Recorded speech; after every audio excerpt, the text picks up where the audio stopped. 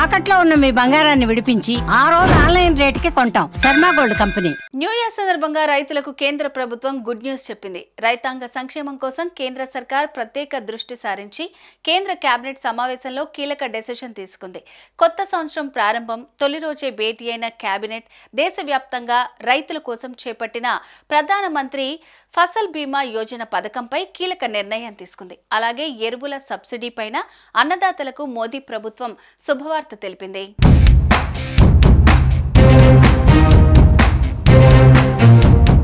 ప్రధానమంత్రి నరేంద్ర మోదీ అధ్యక్షతన కేంద్ర కేబినెట్ న్యూఢిల్లీలో సమావేశమైంది.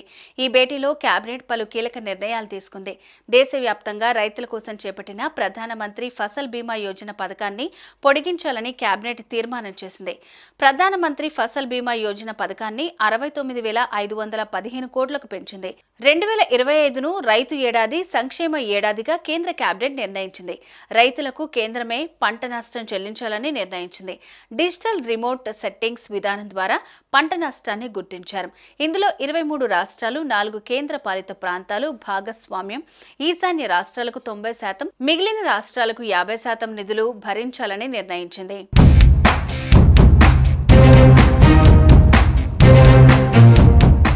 ఫండ్ ఫర్ ఇన్నోవేషన్ అండ్ టెక్నాలజీకి కేంద్ర ప్రభుత్వం 800 కోట్లు కేటాయించింది. సాంకేతికతను ఉపయోగించి త్వరితగతిన రైతుల పంటలకు పంట బీమా చెల్లింపు విధానానికి fund for innovation and technology తోడ్పడనుందని కేంద్రం వివరించింది. కొత్త సంవత్సరం ప్రారంభమైన తొలి రోజు భేటీ అయిన ఈ తొలి కేబినెట్ను రైతులకు అంకితం ఇవ్వాలని కేబినెట్ నిర్ణయించింది.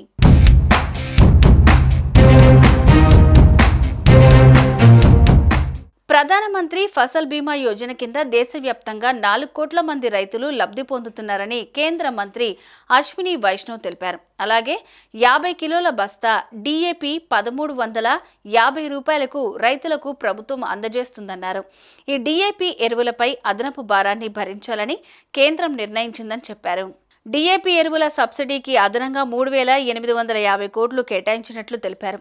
2014లో ప్రధానిగా నరేంద్ర మోదీ బాధ్యతలు చేపట్టారు. నాటి నుంచి గతేడాది వరకు అంటే 2024 చివరి వరకు ఎరువుల సబ్సిడీ కింద 11.9 లక్షల కోట్లను కేంద్రం ఖర్చు చేసింది. అదేవిధంగా 2024లో ముచ్చటగా మూడోసారి కేంద్రంలో మోదీ ప్రభుత్వం కొలువుదీరింది.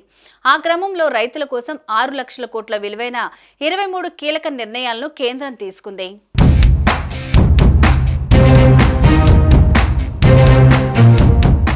సుమన్ టీవీలో మీ పర్సనల్ అండ్ బిజినెస్ ప్రమోషన్స్ కోసం కింది నెంబర్కి కాంటాక్ట్ చేయండి.